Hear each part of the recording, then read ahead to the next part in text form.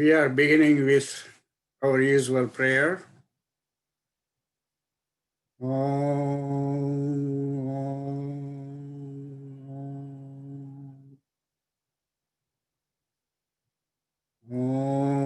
Sahana Vavatu Sahanau Bhunaktu Saha Viryam Karvavahai Tejasvinavaditamastu Ma Vidvishavahai.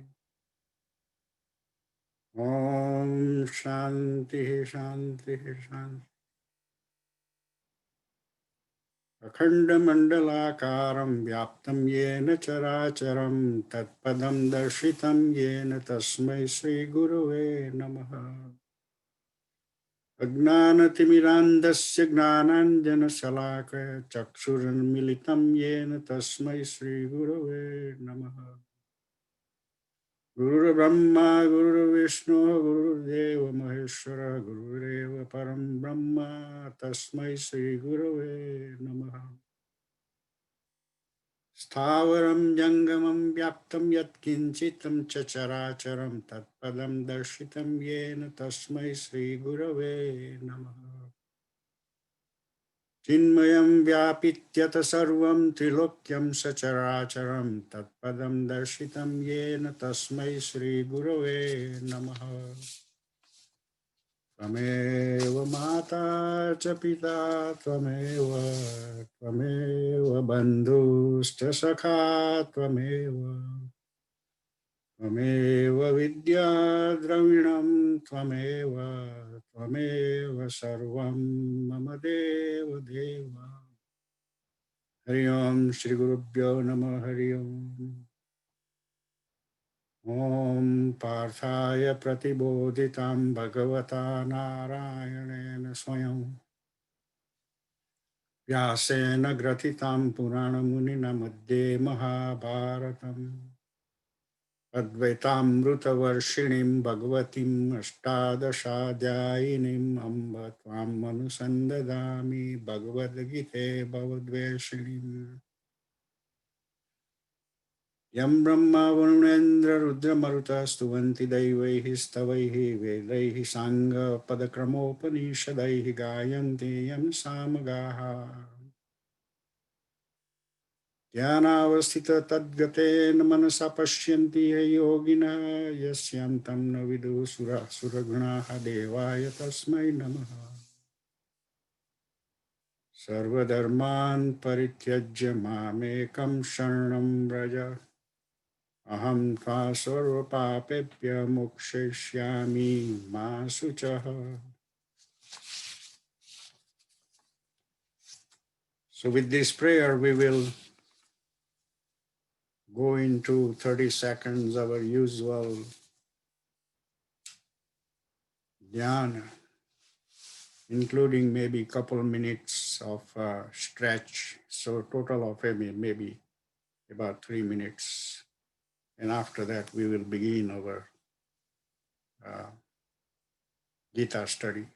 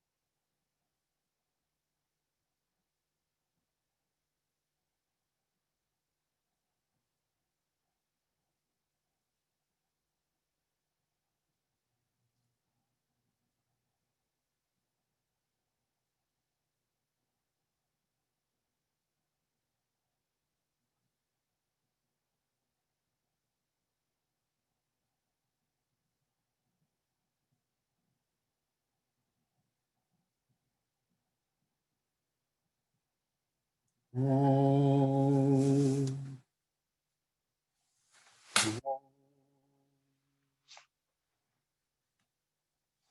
Om.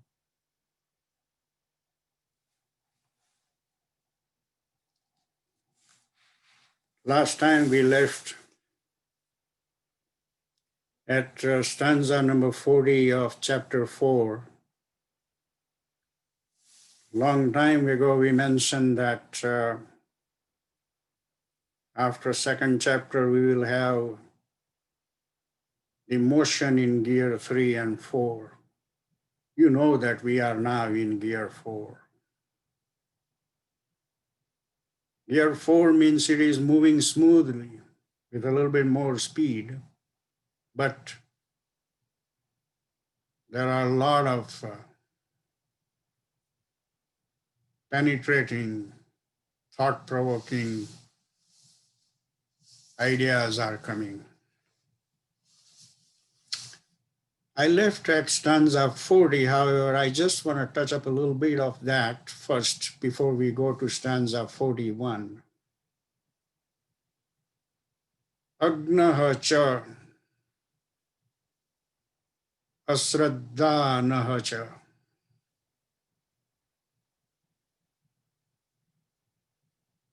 The ignorant and the faithless. Sanshaya atma vinashyati.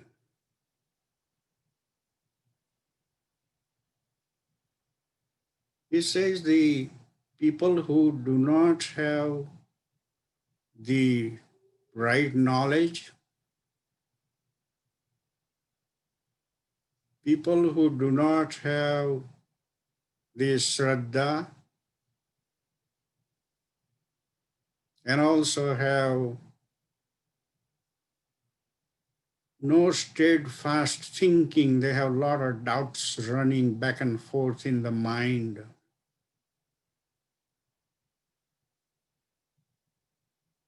Let's see some examples.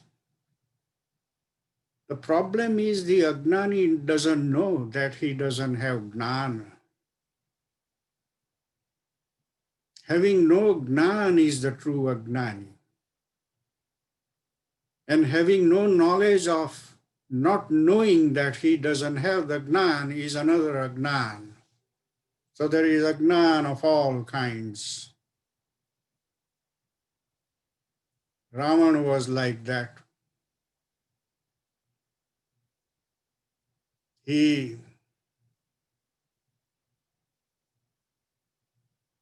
took away Sita and then was challenging, and Mandodari begged that, hey Patidev, only one Vanar has controlled the whole Lanka by burning it totally. How would you face thousands of similar Vanars? And in addition, there is Ram. She gave the information, the right information. And anytime one wants to go in a war, they have to understand the opposite people's strength also. But Ravan, after losing a lot of his close relatives, he did not give up. Kans was like that. Did not give up.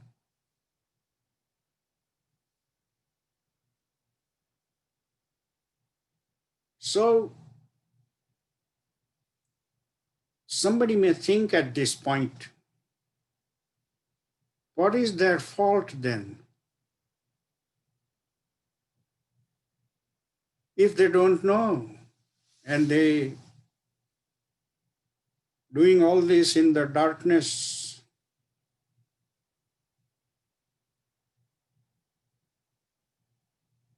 how to bring them back?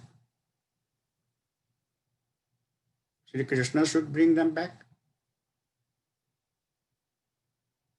There is a beautiful stanza coming later on in a little bit of time, that he has not created the agency to take record of anybody's gnan or agnan or karma or akarma or what they are doing. Total freedom. So this scenario goes on, and then they would not even know na ayam lokaha asti. This world does not exist for them. Na paraha, not any other. Na sukham sansayatmanaha.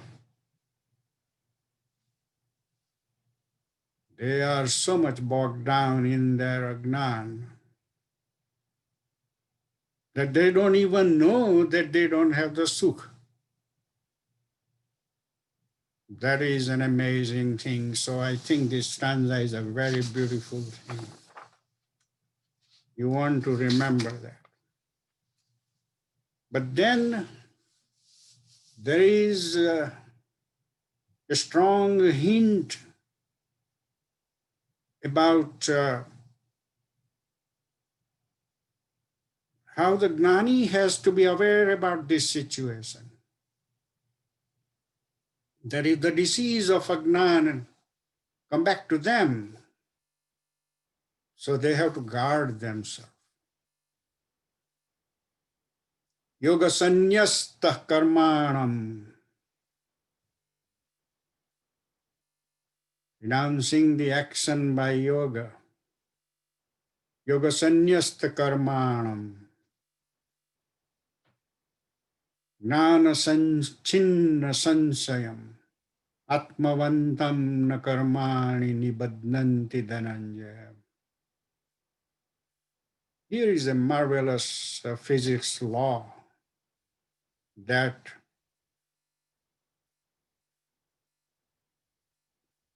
with work abandoned in yoga or with work absorbed in yoga and outskilled by knowledge, O Dhananjay,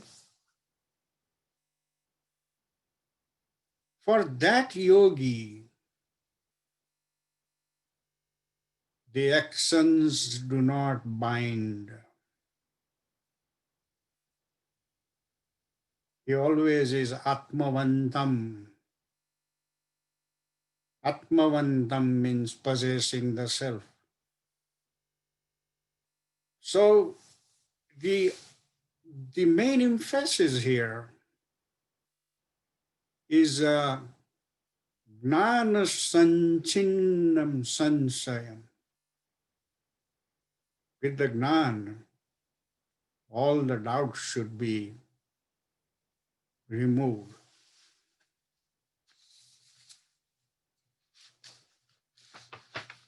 Tasmad Agnana Sambhutam. There is one more addition continuing about that. Tasmad Agnana Sambhutam Vrutham. Gnana Asina Atmanaha. Chitva Enam Sansayam.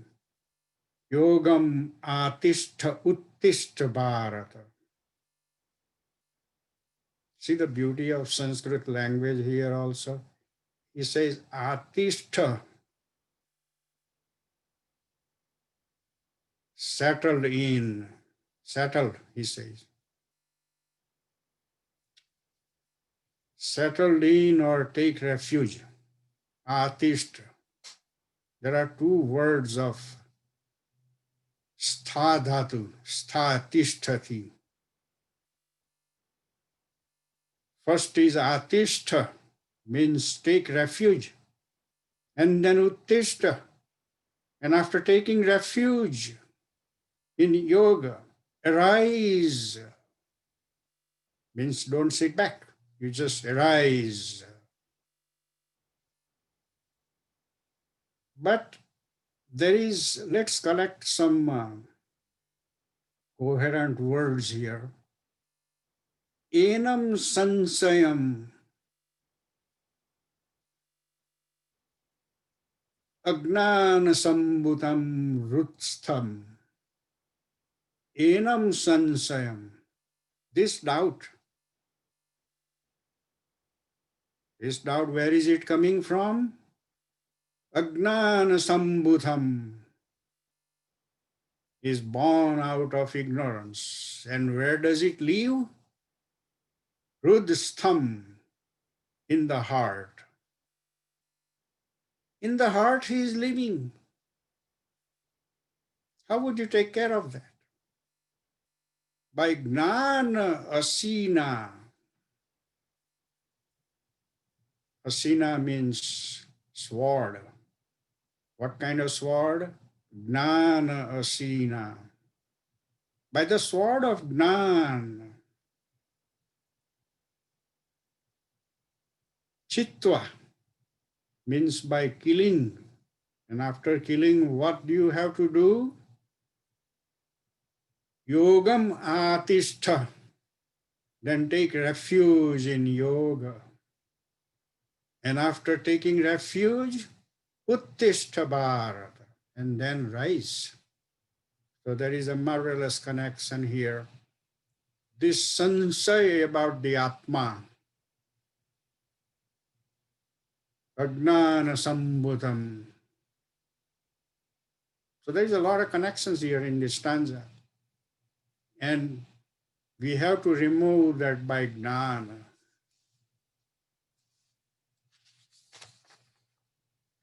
So with this 42nd stanza, this chapter 4 is over. Iti Srimad Bhagavad Gita Supnishatsu Brahma Vidyayam Yoga Shastre Sri Krishna Arjuna Samvad Gnana Karma Sannyasa Yogo Nam Chaturthodhyaya. English is like this. In the Upanishad of the Bhagavad Gita, the knowledge of Brahman, the Supreme, the science of yoga and the dialogue between Sri Krishna and Arjuna, this is the fourth disclosure. This is the fourth discourse designated as the yoga of renunciation of action in knowledge. So here we go. Chapter 3 and chapter 4 are all about actions, karma yoga. Now we move into chapter 5, and there is coming the sannyasa yoga. What is happening here in the development is in chapter 2, there was only a hint of action. Then he gave the whole chapter number 3 for karma. But then chapter 4 is how to do the karma. So there is karma sannyas in gnana. So sannyas word. So now there is the whole chapter for sannyas yoga. Now look at the beauty. Here Arjuna is totally awake. He does not miss a single point here. He's here to ask the question. Did we miss that? Let's see. Sannyasam karmanam Krishna punar yogam cha sansasi.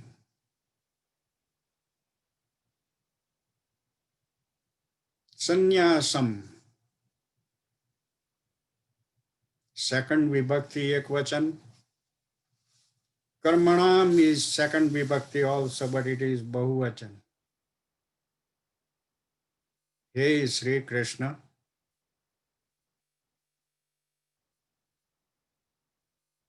Sannyasam karmanam sansasi. You are praising sannyas and then karma, but there is another phrase here, punaryogam sansasi. But you are also praising yoga. Sannyas, yoga,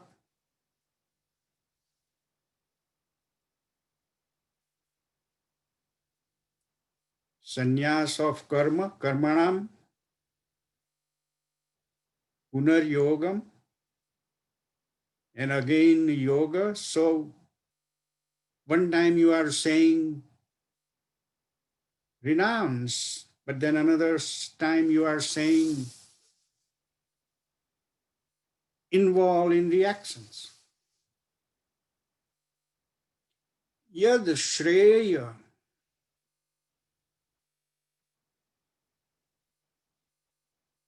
whatever is good for me, whatever is shreya, etayoho ekam tanme bruhi, etayoho, દ્વિવચન of તદ.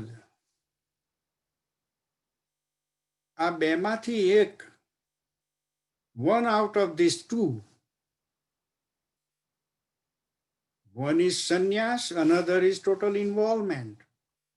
Out of these two, bruhi sunishchitam, just speak something definite, something conclusive, something not with loose ends. What a marvelous questions. Just to remind you, how did Arjun catch and we miss? In the previous chapters, if you go back, stanza 18, 19, 21, 24, 32, 33, 37, and 41,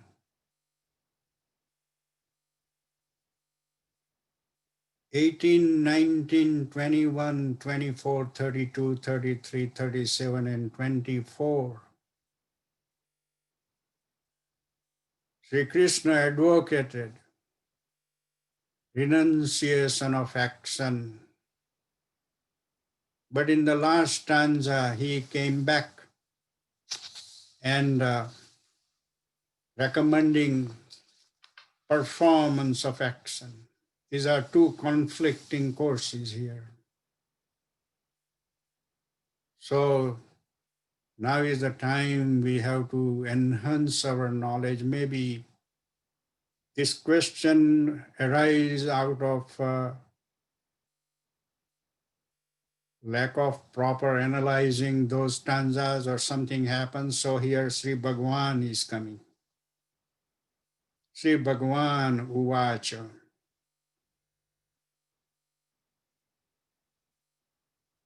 Uvacha is a perfect past of vach. Now he is explaining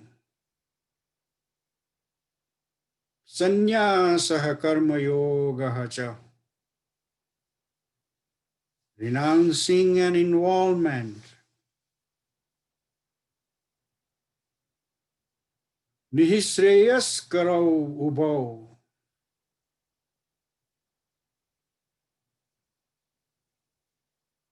renouncing and involved in the totally action yoga, karma yoga, they are both leading into the highest path.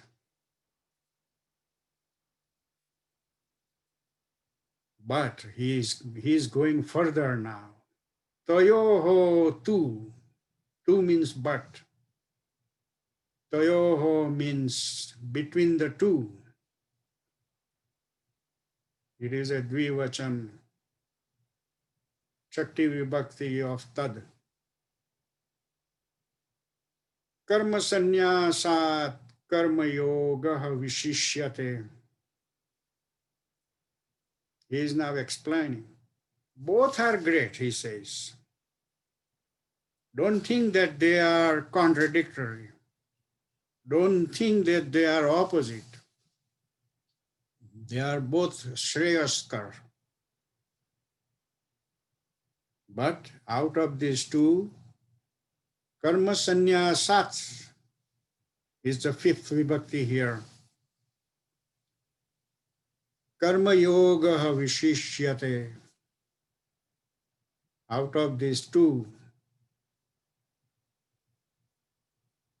the yoga of action surpasses vishishyate.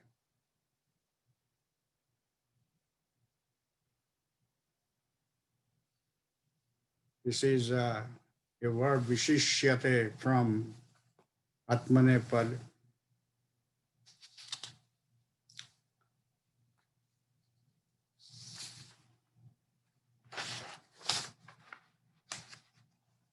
So further he says now,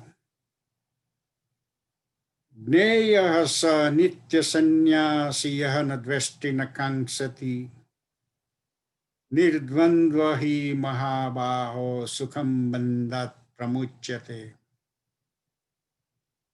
He is kind of adding here a couple of things. Know that person, Jneyah, means should be known. Jneyah is a potential form.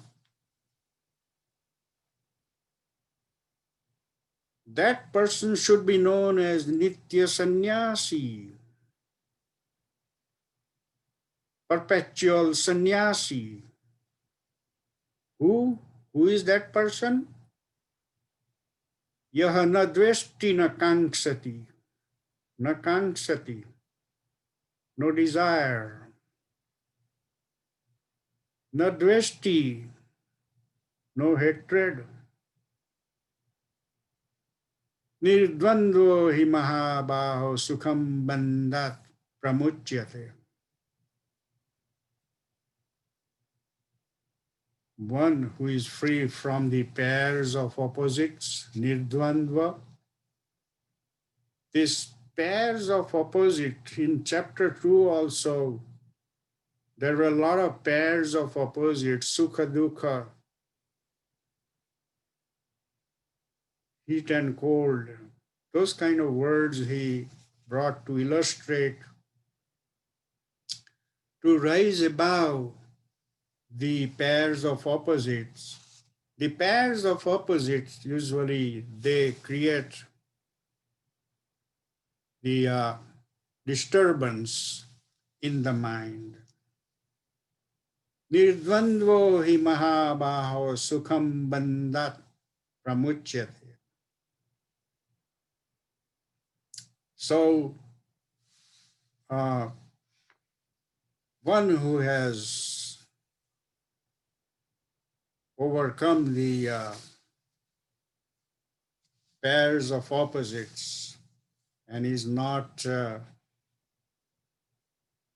having desires and no hatred, that person is set free from bondage. He further clarifying about this involvement in action and sannyas. Sankhya yoga, Jnana and Karma Yoga. This word Sankhya and Yoga is a combination of Jnana and Karma Yoga. Sometimes he uses the phrase Karma Yoga, sometimes he uses only Karma, sometimes he uses Karma Yoga.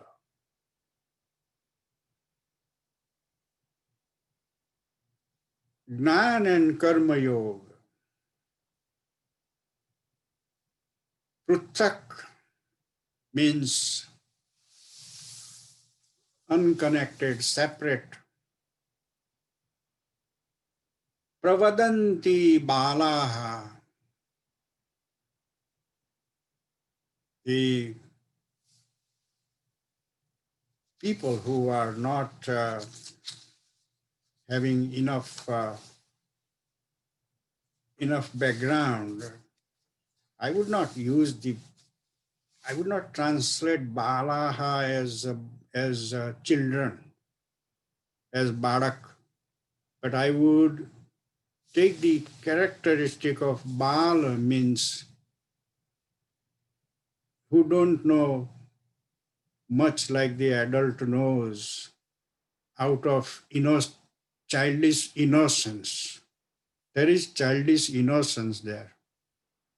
And that is why sometimes they speak which may not make much meaning. That doesn't mean that they are purposefully speaking that. They don't have any purpose. Now, panditaha, but the wise people don't say that. And as a result, if it is ekam, then what happened? Ekam api asthitaha,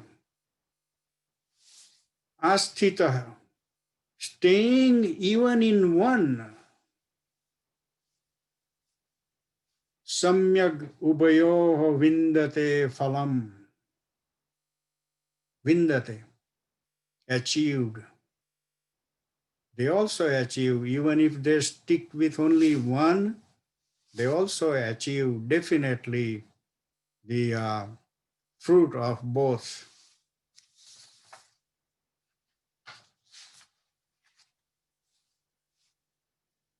Yad, I'm in Sloka 5 now. Yad sankhyahi. Yad means that. Sankhyahi is third vibhakti of Sankhya, means by Sankhya, with Sankhya. Yad sankhyahi prapyate. It is in passive voice, prapyate. Whatever is achieved through Gnan, Sankhya,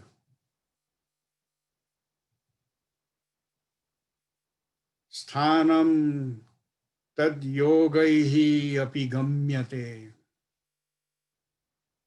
And again here the third vibhakti, plural, yogaihi.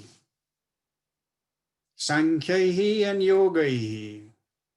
Whatever is achieved by Sankhyahi, that is also achieved by yogai. Whatever is achieved by Gnana Yoga, that is also achieved by Karma Yoga. Gamyate is a passive voice of Gam Gacchati. That is why it has the Atmanepad style. Gamyate, not Gachyate, because the way the passive is made is with the crude verb, not with the modified. Because the modified is Gam Gaccha, Gacchami Gacchavaha. Ekam Sankyam cha Yogam cha Yaha Pashyati Saha Pashyati. So what does he say? Yaha Pashyati Saha Pashyati. He sees whoever sees. Yaha Pashyati Saha Pashyati. I'm going in opposite direction. Saha Pashyati first. He sees. Yaha Pashyati. Whoever sees. Now who is whoever? Ekam Sankyam cha Yogam. Whoever sees that Ekam Sankyam cha Yogam, whoever sees one as Sankhya and Yoga as one.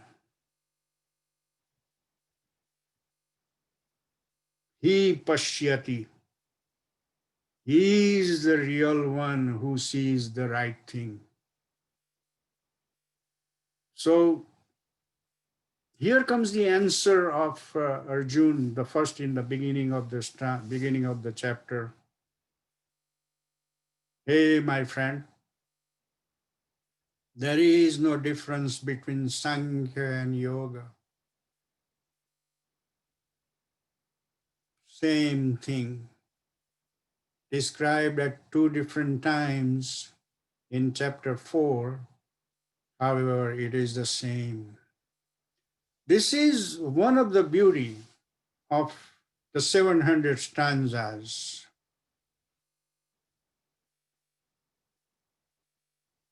I had, for many, many years, I had compiled only Sanskrit stanzas of 700 slokas because I don't need a translation or commentary.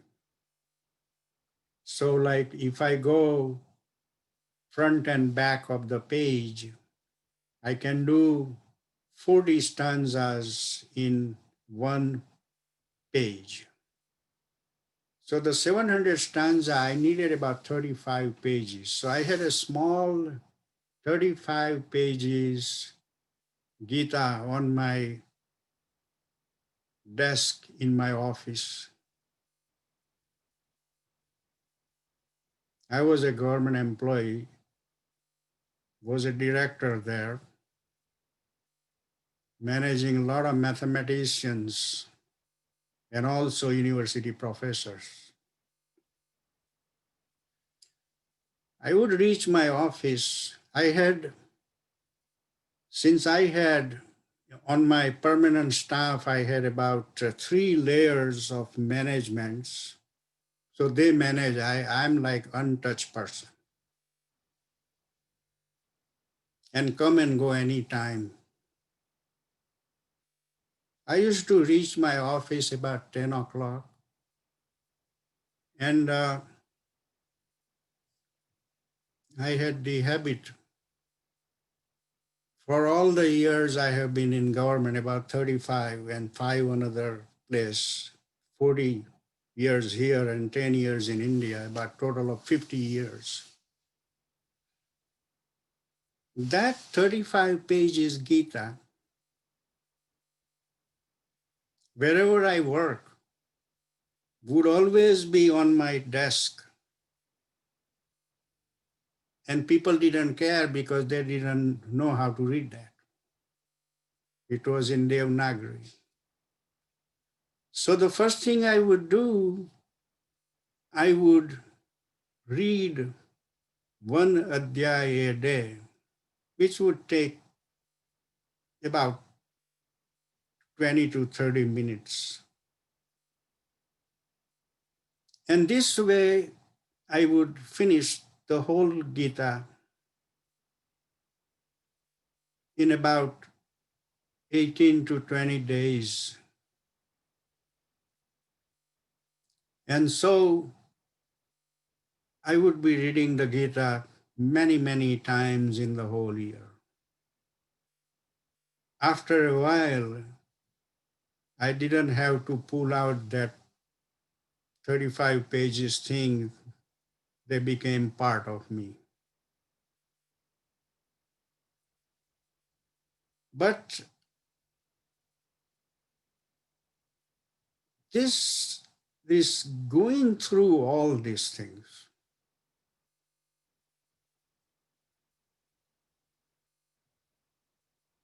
is the clarification.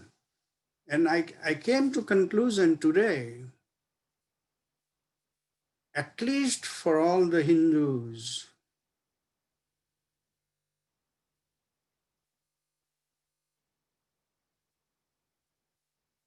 they should remember probably all the stanzas. what happened as a result of this, reading many, many times? Do we have to read all these 700 stanzas? Do we have to remember all these 700 stanzas? That's too much. But this kind of stanzas, like stanza number 5, now he's consolidating Sankhya and Yoga. There are a lot of such things in the whole book. Lot of consolidation. And one of the thing I came to conclusion is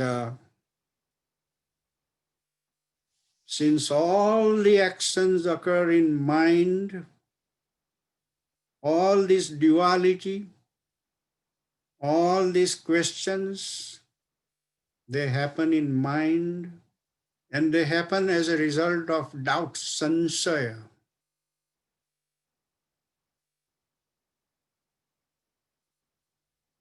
The first thing we have to do, number one thing, is reading many times.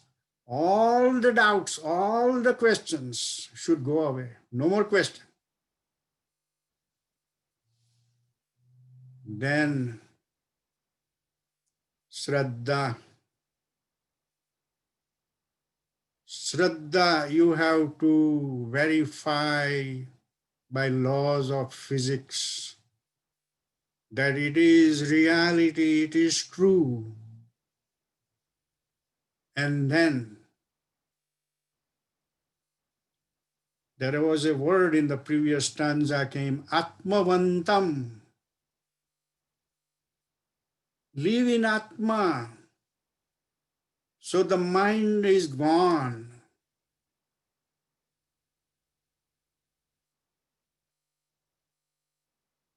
Mind is gone.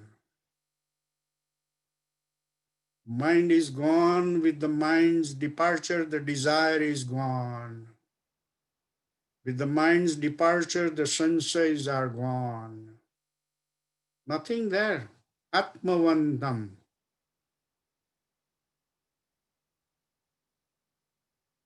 Live in the Atma.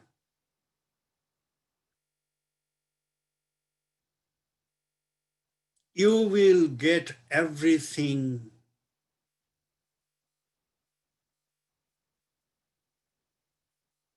Because now he has taken the charge of you. You don't have to think of anything. The things will come to you. You don't have to think about anything. This is the simple one message of the Gita. Not 30 seconds. That is only an experiment. That is only a practice kind of thing. All the time in dhyana avastha.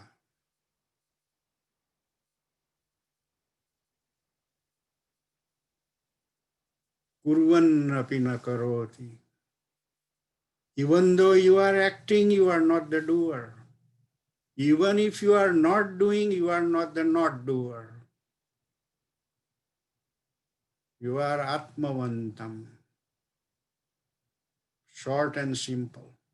And after that, as a daily ritual, keep reading it. That's okay. Keep reading. But it will only ring one voice, not too many voices. So this gives you a tremendous amount of comfort that 700 stanzas are only to clarify the things in the beginning. By few readings, those should go away. And then you will settle only with one idea. And then perpetually you will be reading without any question, without any argument, without anything.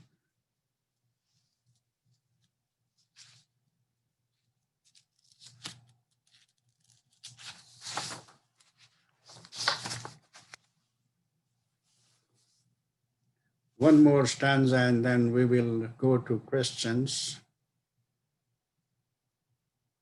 But he's giving some hint here that between sannyas and karma yoga, what happens? Sannyasah tu mahabhav dukham aptum ayogatah.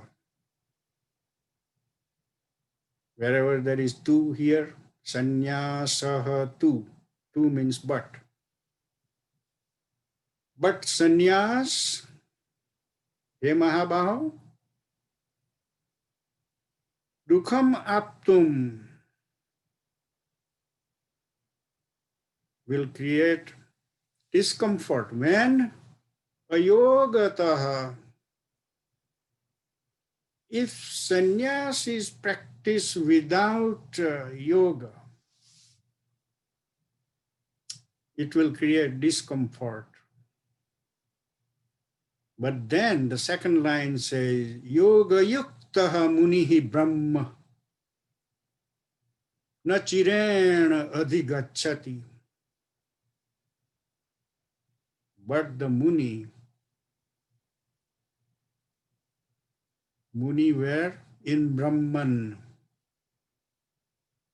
But staying in Brahman, the Yoga Yuktaha, Karma Yogin, na achirena adhigacchati. He doesn't take any time. He get there right away. So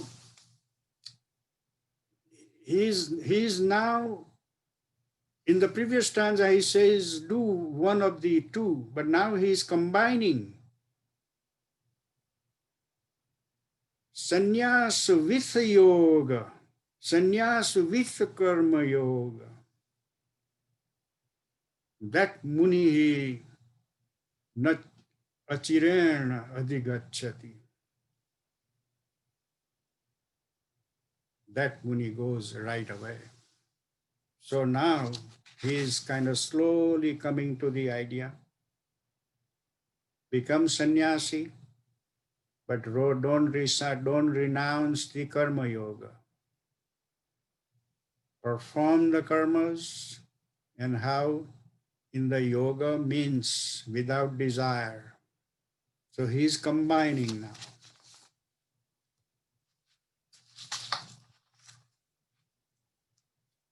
Okay, so I think I will stop here to take some questions that you have in your mind. I also allowed you all to ask the questions in the middle. That's okay. That would not disturb me at all. If you think you have to ask me right away, you can do that. But that is always at the end of the session here. So here is the end of the session, and you can ask me your questions. We will go over.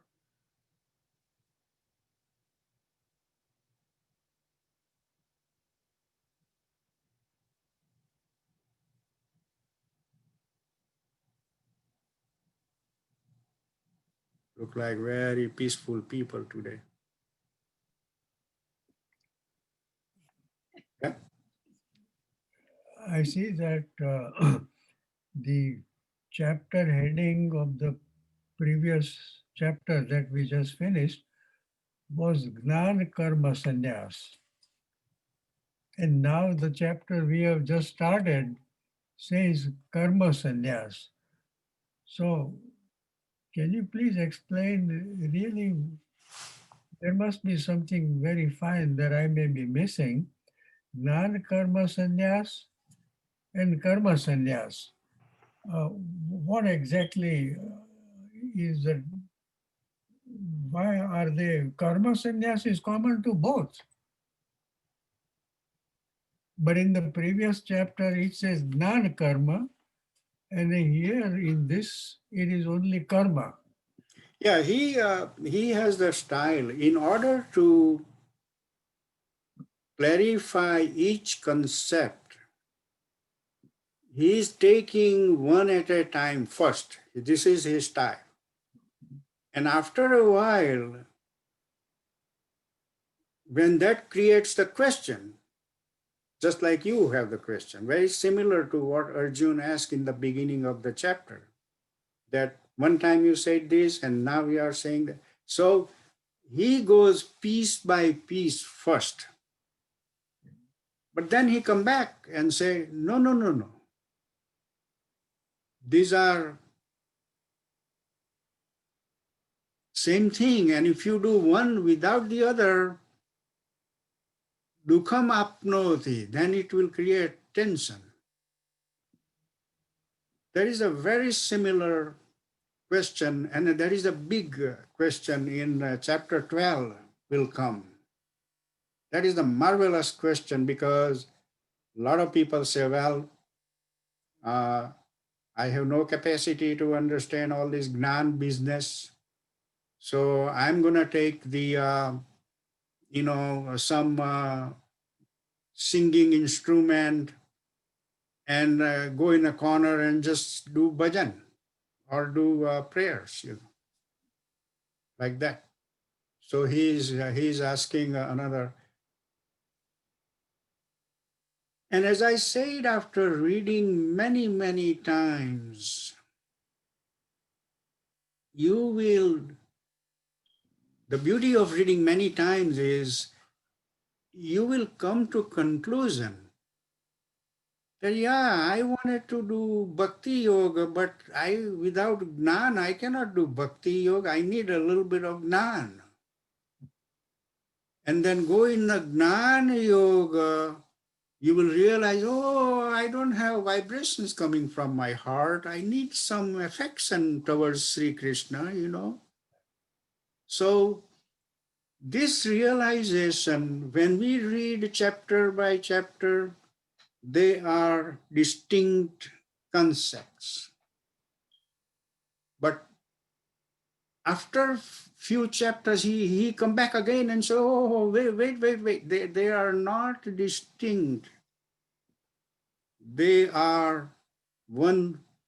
They are not one without the other. If you do one, automatically you will do the other thing also.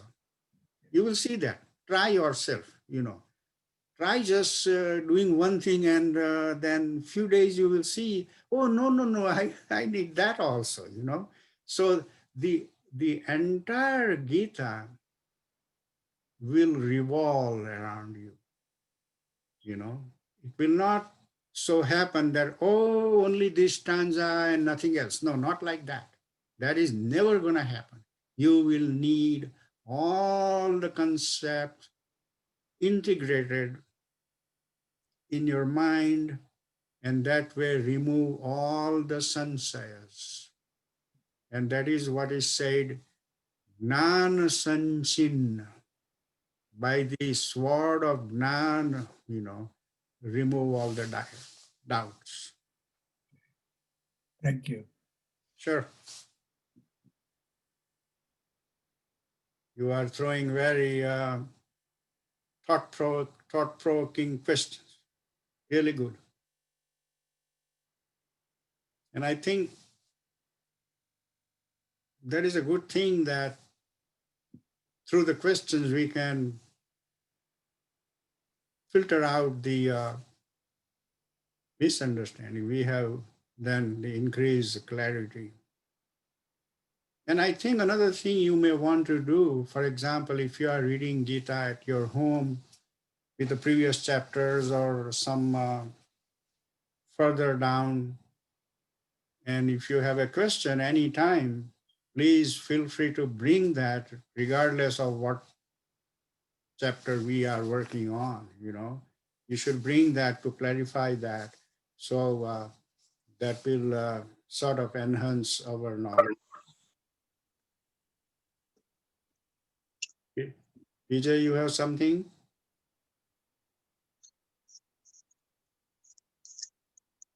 Amrutbhai. At one point, Go ahead. go ahead, sir. Go ahead. Yes, you need to.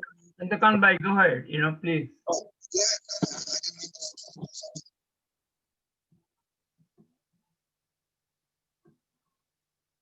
Chandrakant Bhai, Yes, yes, Anand. do you want to say something? Yes, I wanted to ask you somewhat of a personal question. The thought occurs to me that you have grown up children. I have grown up children and young grandchildren. It is all very fine. We enjoy, we learn a lot from this. What technique do you use to pass this information or at least create certain amount of interest in the young generation and the younger generation? Is there a technique that you've done that you feel is a very successful way to do it? If you can share it with me or everybody. The number one thing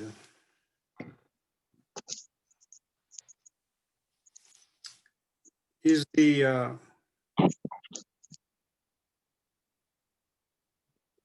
passive way of as if you don't exist, as if you are not the agency. The reason is in the American culture, there is so much independent mind, you would not want to disturb that. The only way for you open is never be proactive, but just passively keep setting the examples. And again, in doing so, Gandhi was traveling with Kasturba in a train,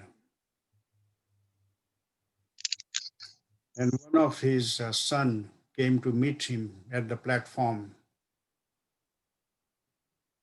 After a little bit of chatting through the window of the compartment until the train would stop at the station, that son, a grown-up person, was eating an apple, and with so much hatred to Gandhi, his father, he threw the apple in his head, injuring his head.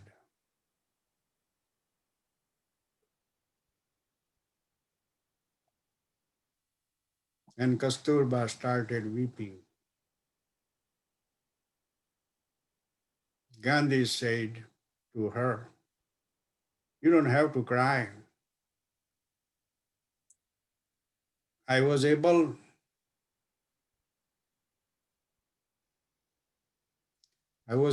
to get the independence for India,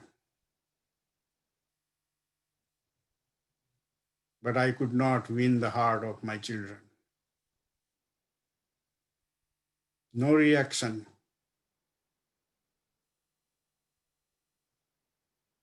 So indirectly, invisibly, do your best and leave it to the God Almighty. And another thing is in our Hindu philosophy, after the 75th birthday, you are in sannyasa ashram, and it is well defined in our scriptures. You sit in the corner, you eat whatever the family prepares, you don't go in the kitchen. When they call, you go. You eat on the dining table.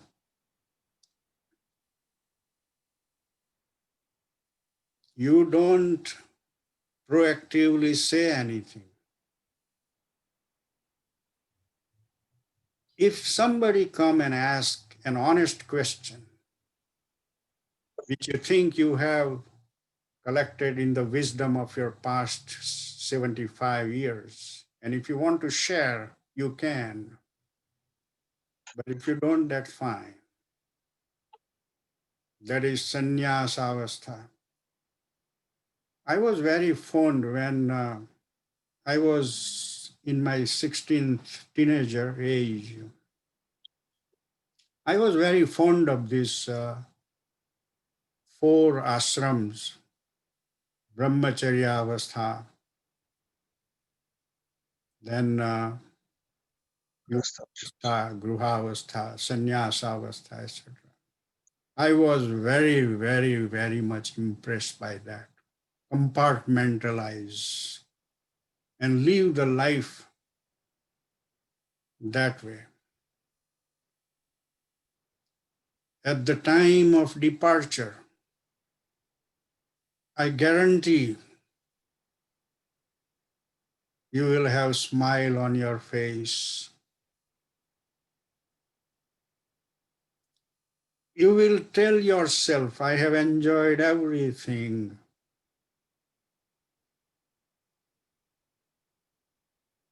I'm telling you the truth. I have gone through those three stages. I'm in the fourth one now. I don't know with this zigzag answer, you get the point which you are looking for. Yes, very well done, Abudbhai.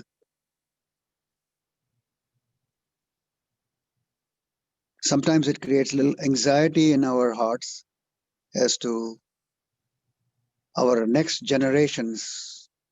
Are they going to benefit from the heritage that they have, or will this be destroyed along the way? And that sometimes causes a little bit of anxiety in our hearts. But then again, that's an attachment, I guess, to the children and grandchildren. And The reason this is happening, one of my friend was talking last week about our interactions with a lot of people and the anxiety generate. Somebody like us, somebody don't like us. Somebody said good thing about us, somebody said bad thing about us. And his question to me was how to overcome this. And you have a little bit of similar situation, except the audience is different. And I have this analysis to present. In the Sankhya, there are clear partitions, very clear. Body, mind, intellect, small self, and big self.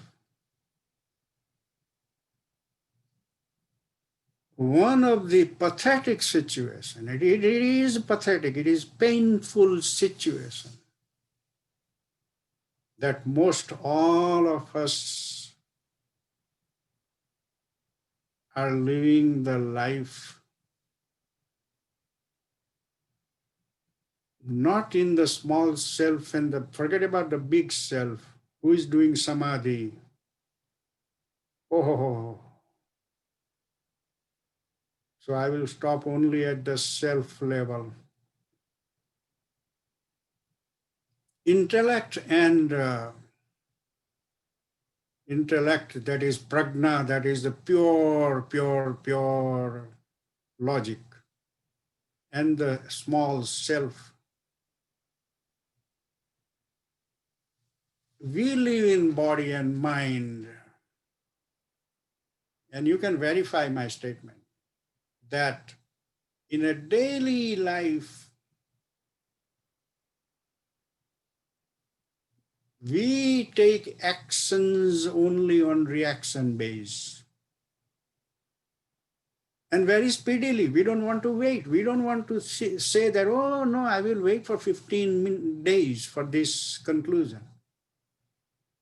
No, we want to give the opinion, we want to take action right there and there.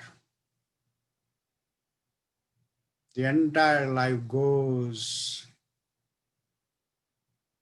in this. I call the body and mind as the most dirt of our personality. There are the two giants sitting behind, the small self and the big self. Nobody cares about the big self. Oh my God. The non-dual Brahman, he is visible everywhere, every moment, but people don't want to see that. They don't want to see even the small self. They will see only the day it will depart. So, if we have the practice of living in the small self and then also trying to jump, like jumping in the ocean, in the big self,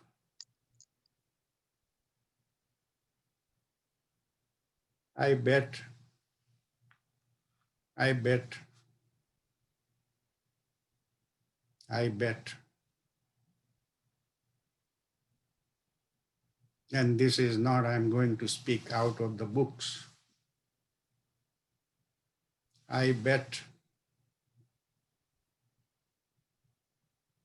that your life, your means not your, everybody's life, would have absolutely no misery whatsoever.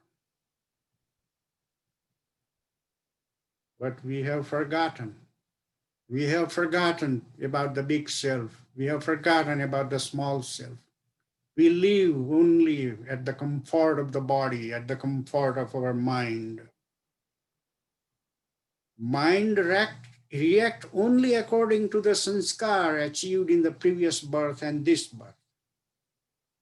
It has very little knowledge. It has very limited thing. It has very limited capacity. Cannot do anything.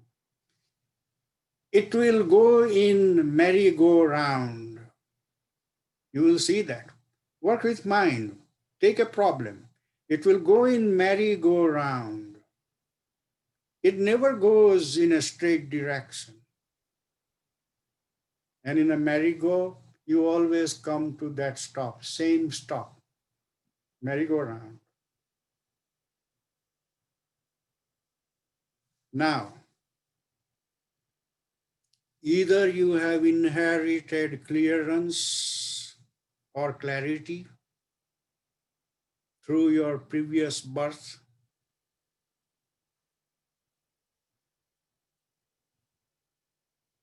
everything comes from the previous birth, no doubt about that. And this clarity about our structure, then you would pay almost no attention to mind. I'm not saying throw mind away. I'm saying whenever it puts you in the merry-go-round without solution, stop it. Stop it. Put it in the crib and put the blanket so it will sleep nicely there with a couple of toys. It will sleep nicely. And you become Atmavant. Our friend is only Atma. Our relative is only Atma. Our everything is only Atma. The entire Brihadaranyaka Upanishad is spoken to, part of it is spoken to Maitreyi, and then a lot of other audiences that they're sitting there, you know. Yagnavalkya, when the people challenge, hey, if you know what is Brahman, then take these 1,000 cows, which had the golden uh, Horns. hoop in the horns, you know. Without answering that, he ordered one of his shishya, take away all the 1,000 cows. I know everything. And it was such an ease he created. And he goes one after another stanza. And one of the big thing, I really like that. I read that few times. And it clearly says that your Atma is the only important thing. Stay there. Chandrakant Bhai, are you okay now? Yeah, just as a I'm not deviating you from your loved ones. That no, is, I understand completely. Yes. that is not the message here. The message is the proportion of splitting going on. Hmm. The proportion is more proportion should go to Atma and the Supreme Soul, the non-dual Brahman. Let him take care of these things and stop worrying. Okay. If you were a psychiatrist, then you could bill me for this session. Thank you. I'm not a psychiatrist, Chandrakant Bhai, but one thing I have to tell you, uh, I'm totally sold out for this Vedanta business. And I'm not coming from any sannyas, mutt, or anything, because actually I have lived in that. I'm living in that. And so the points are coming from the true experience, not anything bookish, you know. And the whole process was from the teenage. It didn't start yesterday. Mhm. I appreciate your sharing the personal views. That was very nicely done, Amrutbhai. Made the point nicely. For many years, my only desire is how can I spread this supreme knowledge, by knowing which you don't have to know anything else. You are so much free bird, you are so much a happy person, you are so much everything, you know. See the point I'm bringing, Chandrakant Bhai? I get it. So I in the question and answer thing, I try to squeeze the point as much as I can do. You've done a good job. Thank you.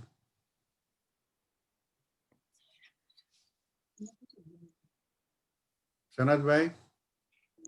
Yes, this question I have for rather recently, actually.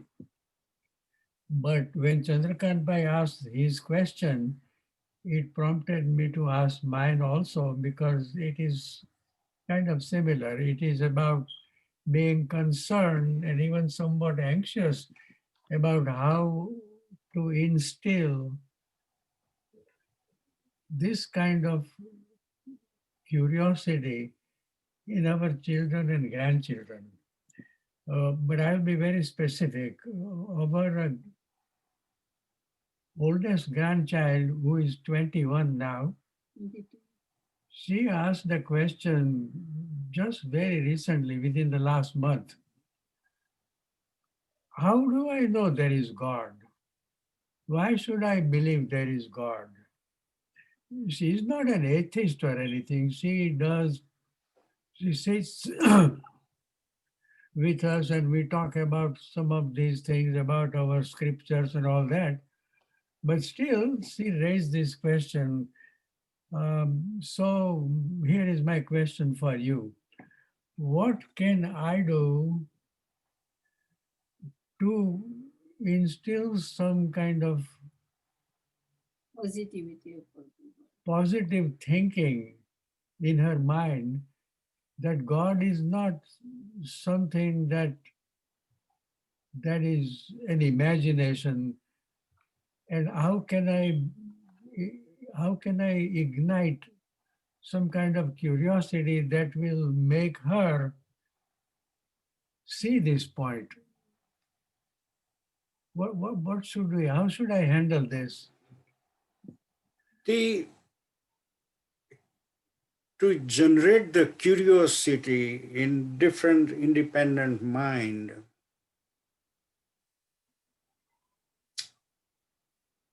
number one thing required is that person should have the curiosity to know. Then one thing, if there is no curiosity and if there is just set mind, please don't do anything. Any effort you will put will have the adverse effect.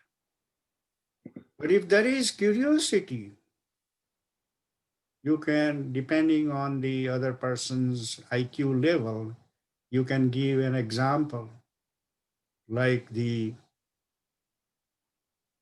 mirror image never sees the real person, but still the real person does exist, and the image exists because the real person exists.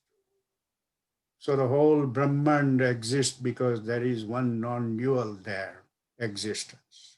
Yeah. Second thing, for the dualistic people, give example of Narsi Mehta's hundi. He paid the money to the travelers, the hundi. Second thing, he also did Kumarbai's Mameru, the Kanyadan. Mirabai, that Maharaja sent from Chittor 10-foot long cobra in a basket.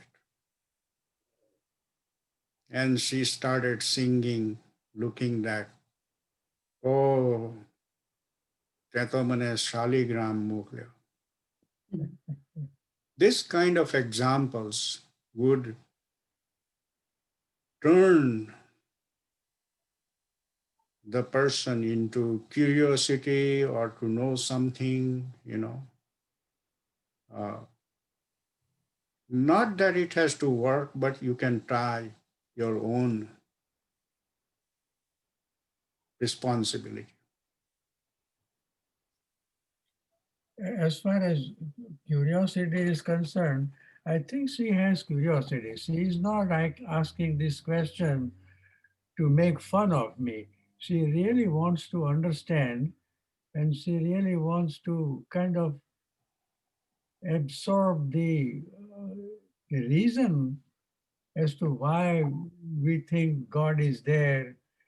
And she is genuinely seeking information of how she can understand this very difficult subject. And so I asked you this question just to kind of get a guidance as to how I can guide her along the way. On internet archive, the US archive, just the way we got Madhav Deshpande's book from archive, you will be able to download Gospel of Sri Ramakrishna. Okay. It is a marvelous, marvelous book. And I would not go into that book right now. It's a long 1,000 pages of volume, but it could be read by gnani. It could be read by a person who has no education, anything. It is in a very simple language, and it was originally written in Bengali.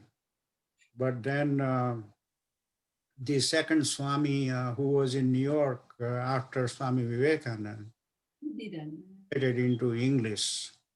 And the English translation is superbly done. And I would highly recommend that. It is a very simple, even you want to read that also. So if you type Gospel of Sri Ramakrishna in Google, it will give you 3 or 4 US archive website, and you can download. If you are unable to download, send me an email and I will mail it to you. Okay. So that is that is the best beginning. Every page has example how to see God. This is not only uh, a question from your grandson or granddaughter, uh, but even Swami Vivekananda asked Ramakrishna, "Where is God? Did you see him?" And he said, "Yes, I see him everywhere. And I see him with more potency than I see in you.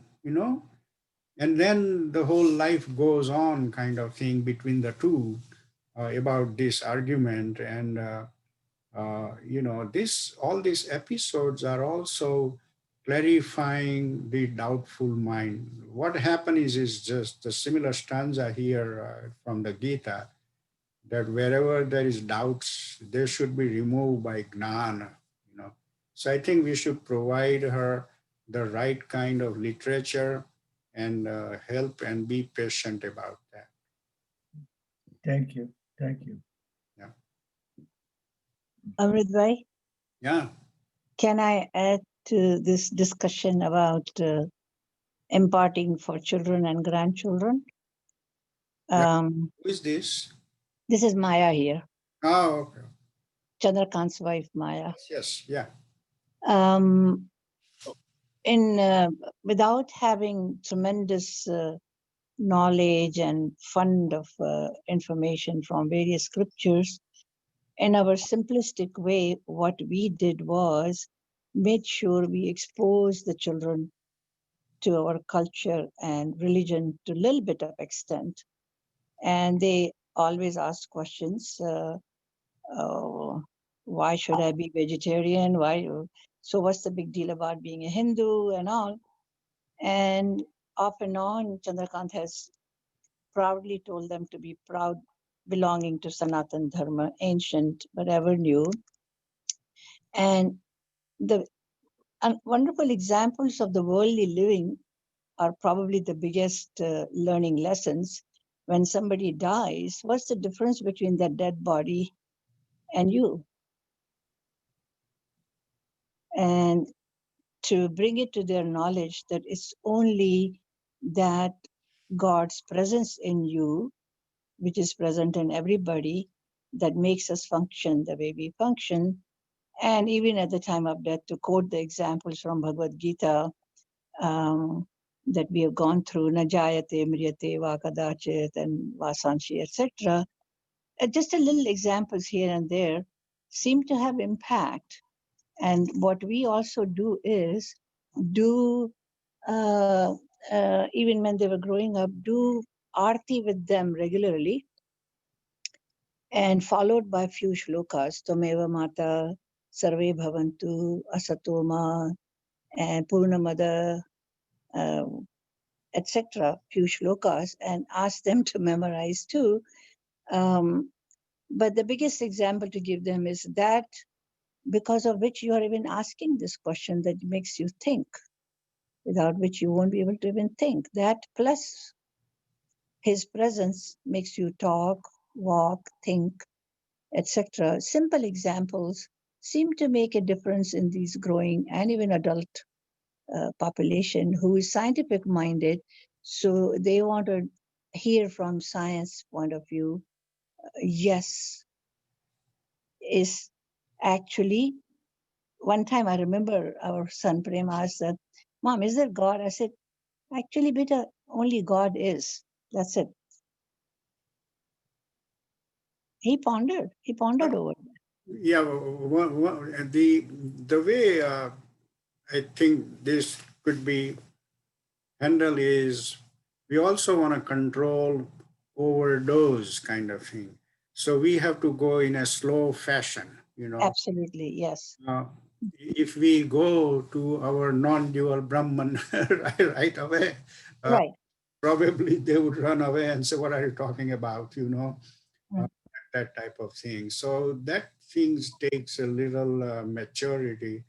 But I think you are absolutely on a right path, both of you, Chandrakant and your personality exhibit that you are so much into this Vedantic philosophy and Sanatan thing that is definitely going to reflect on the entire family you have.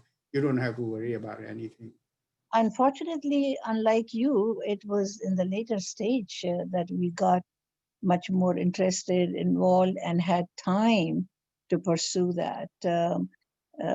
I tell my kids and their spouses, the only regret I have is I wish we had started reading Bhagavad Gita at a younger stage. So we have given a copy to all of them with that statement that whenever you have a chance, just open and read whatever you can.